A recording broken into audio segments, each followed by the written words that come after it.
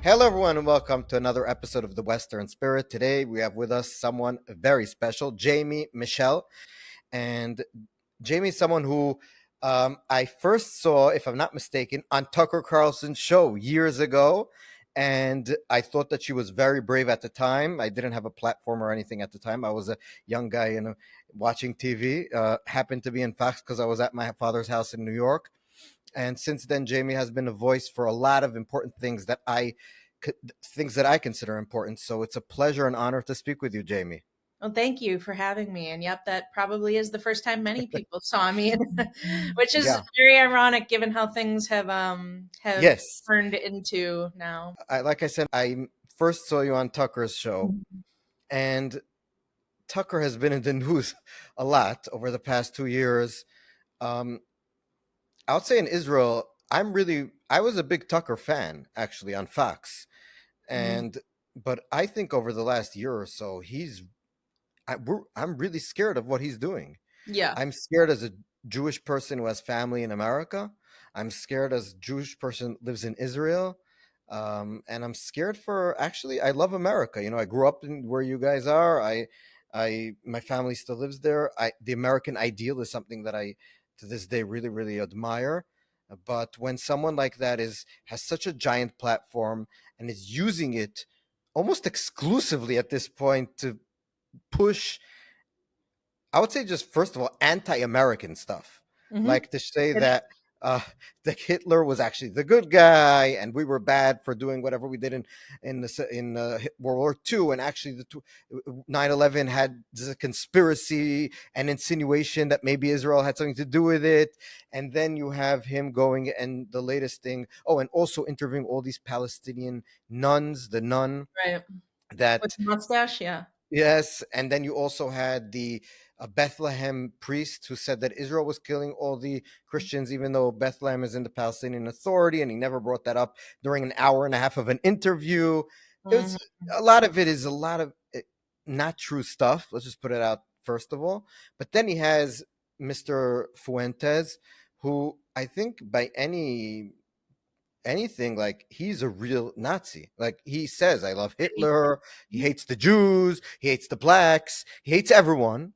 And he has him on, and he doesn't ask one question about anything that Fuentes has said in the past about Jews, gays. I don't know about gays, but about, has he said something about gays? I'm not Yeah. sure. He's also said, okay, but about also blacks and Hispanics and about Usha Vance, JD Mhm. Vance's wife. He's called JD Vance all these names because he's married to a woman of color, and nothing. He just gave this guy free reign to show that he's a normal human being. Yeah, What exactly. is going on? Well, yeah, I mean, it's really hard to watch. Especially I say that as somebody who I considered Tucker a friend. After I was on his show 4 times, before he left Fox News. I saw what was happening after he left Fox News and started his own show, and for quite a while, I actually stayed silent on it because I gave him it was hard for me to reconcile that, like, he has changed so much, and it was also I didn't want to betray who I considered a friend and who did really kind things for me and my organization. It got to a point though where I am a Jewish woman. I don't know if your audience knows. I am a Jewish woman. I have family in Israel. But at the same time, I'm an American before anything, really. And to see that he was turning on American values and against the Jewish people and focusing so much of his time on Israel when there are so many other conflicts going on, and more pressing issues to Americans, I quickly started to see, like, okay, this isn't just 1 or 2 episodes. Like, this is a new Tucker, really. So I finally came out against him, and I have been since on my my Twitter, my X pro page. But Um, what do you think happened to him? I really think he's getting foreign money. I do.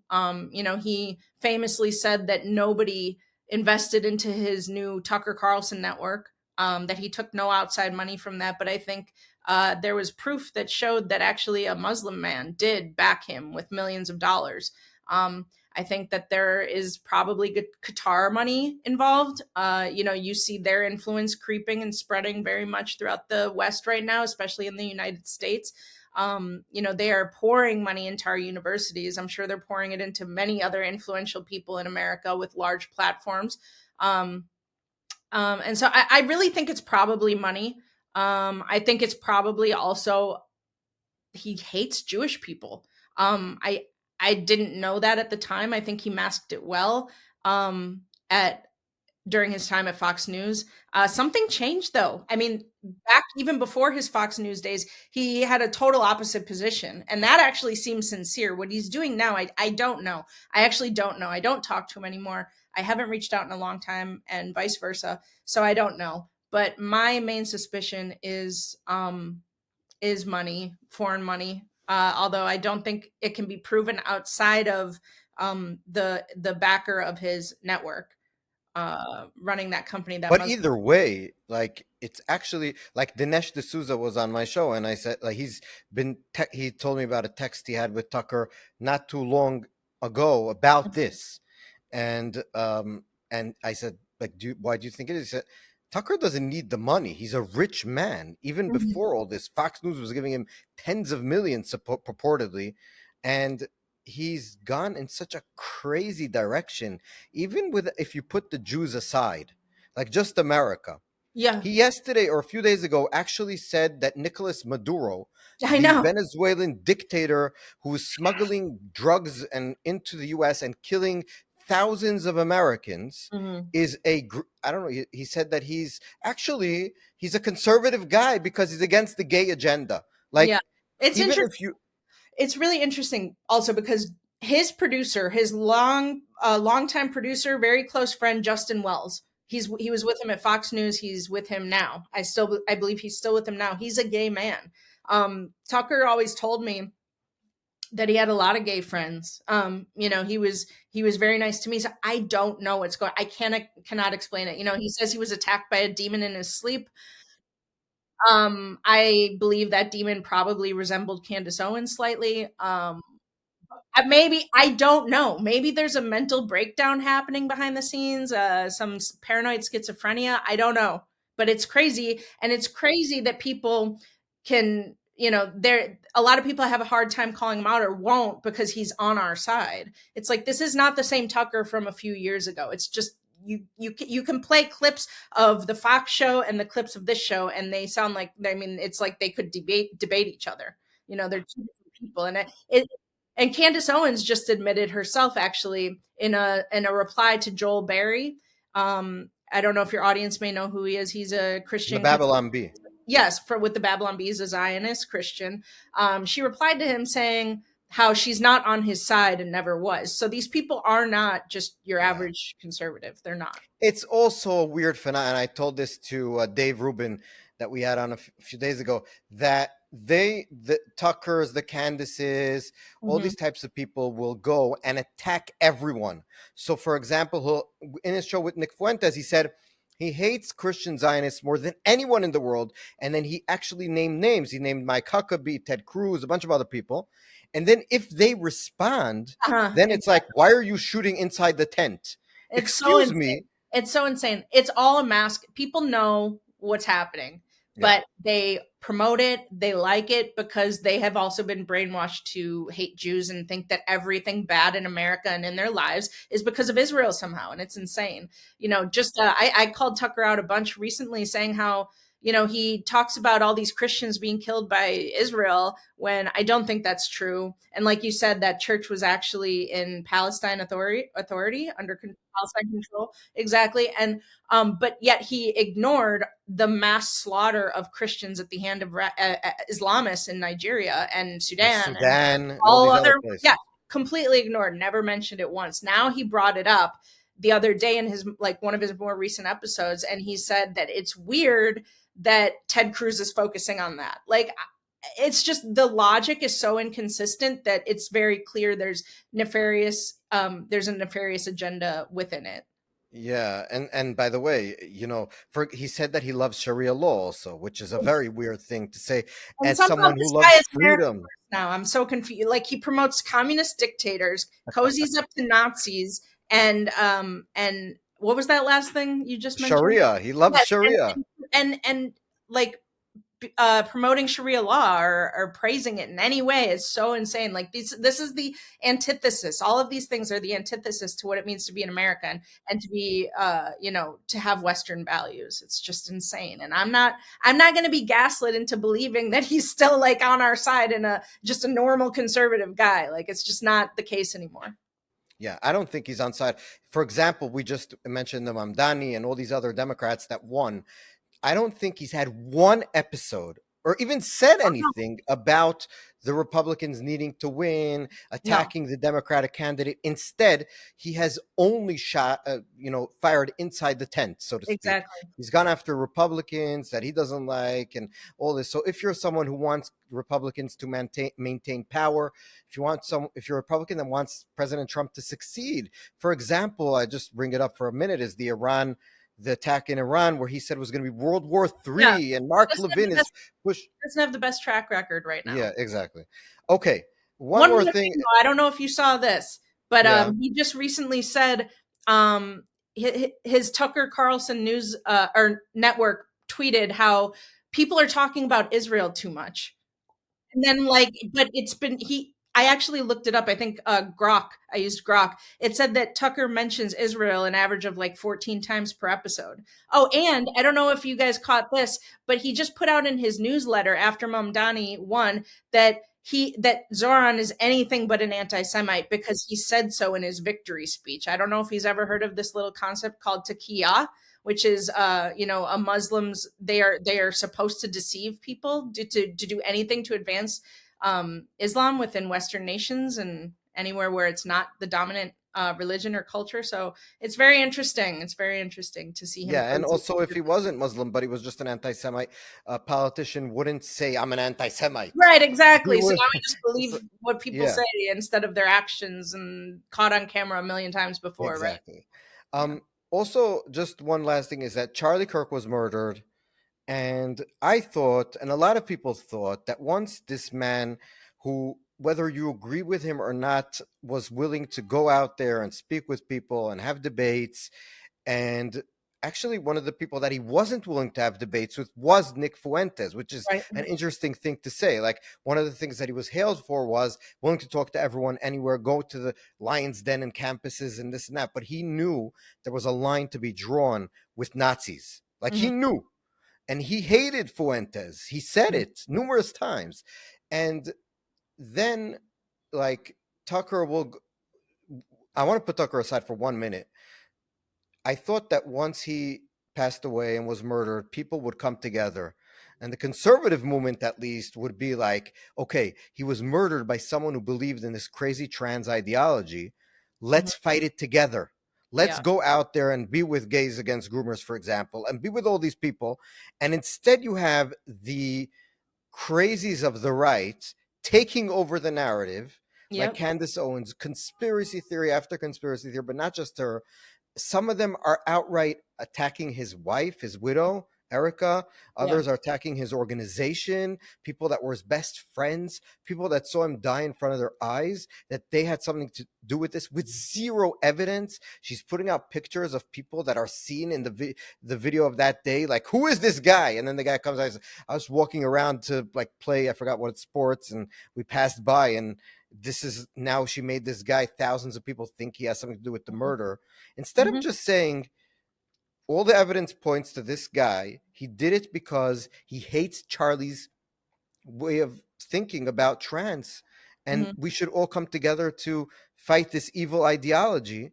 And all they go to is like and the Yeah. Jews, obviously the Jews. Yeah, obviously. No, it's very sad, it's very disturbing, and it's, insane. It's just insane that anybody believes it as well, when there is no evidence. And the theories, the evidence actually seems to come from the voices in their heads, or that's the most solid proof She that had they a have. dream. Yeah, exactly. It came, yeah, Charlie spoke to her in a dream. I don't know if you saw, but a lightweight CNN reporter finally was the first one to like actually confront Candace over all of her claims, and turns out she crumbled. There was nothing there. I mean, she didn't even know that they were actual in the indictment, that it was text messages and not Discord messages. It's very crazy, but it's been very eye-opening to me because the people like Tucker and like Candace, who, well, I know Tucker, I know Charlie had nothing to do with Candace for a very long time, but going back to Tucker real quick, especially, Turning Point still platforms him.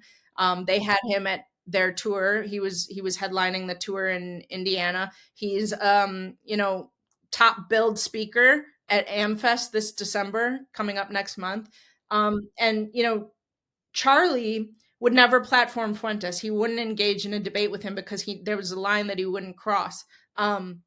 And then for Tucker, who supposedly is one of Charlie's closest people, well, closest friends, and to carry on his legacy, less than 2 months after he's murdered, he platforms Nick, which is, and then there's people out there like Jack Posobiec said, we're not canceling Tucker because it's not what Charlie would have done.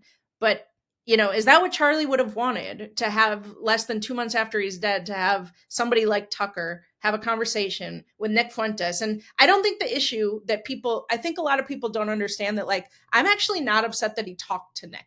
It's the way he interviewed him. It's the softball. It's the cozying up. It's like no pushback whatsoever. And Tucker was called out about that by Megyn Kelly, actually, to her, which is commendable.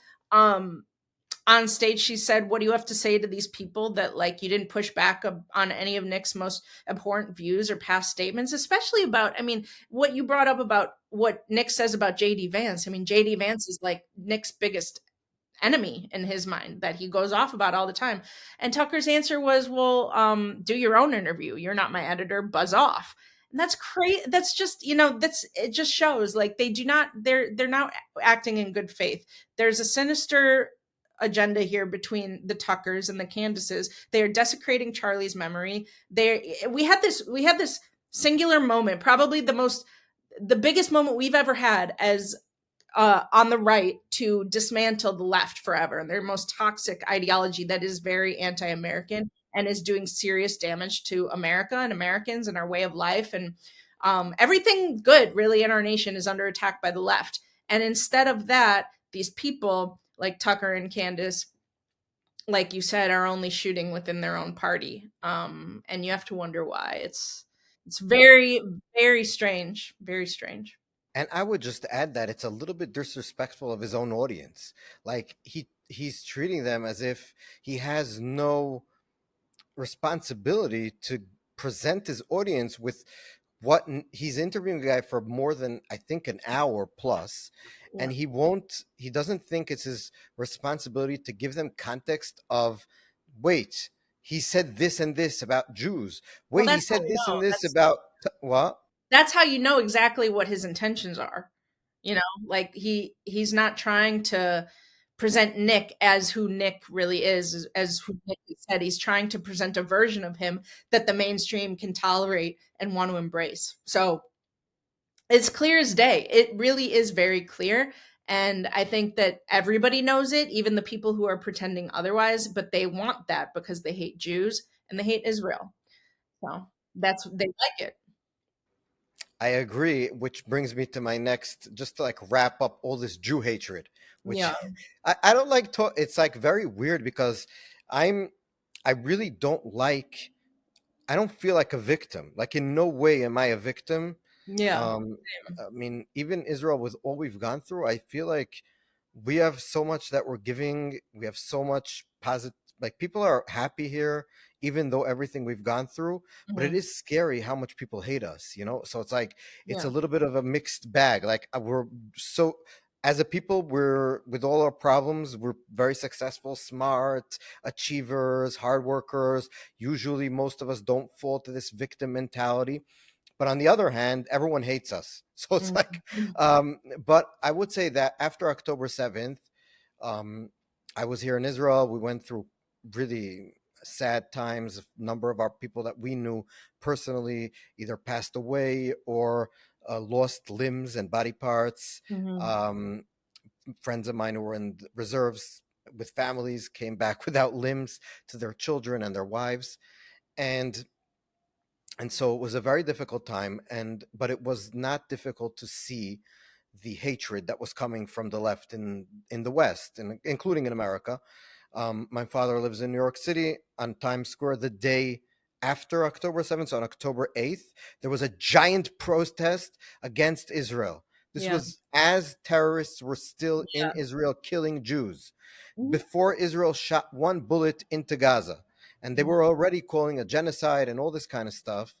And there was an explosion of anti-Jewish hatred on college campuses. We also saw that in the gays, the Queers for Palestine. If we're going to go to your what we've been talking about from the beginning, we saw all this really crazy stuff, and so I just want to like, what do you think was driving this on the left before we wrap up to like just to wrap both sides who hate us? Yeah.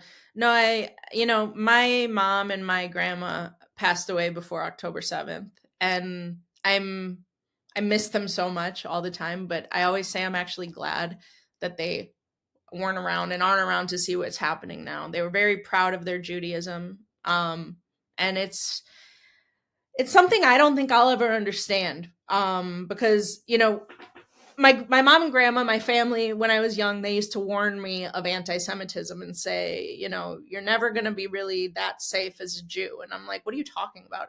It's fine. I never experienced it, and I got to say, I never did until this new wave that erupted after October 7th. I really thought it was a thing of the past. I was very naive, obviously, very proven wrong. But I did grow up, I grew up in a Jewish area in Milwaukee. It's called the North Shore. It's like the most Jewish area of Milwaukee. And I had a lot of Jewish kids in my school growing up, a lot of Jewish friends, and I just wasn't around it that much. And I didn't personally experience it until after the whole October 7th thing. I was very lucky in that way, I guess. But yeah, I don't think I'll ever be able to wrap my head around how Israel was the one attacked, and the whole world took the attacker's side. I From day one, I've never understood it. I don't get it. I really don't. Like you said, even before Israel started, you know, attacking back.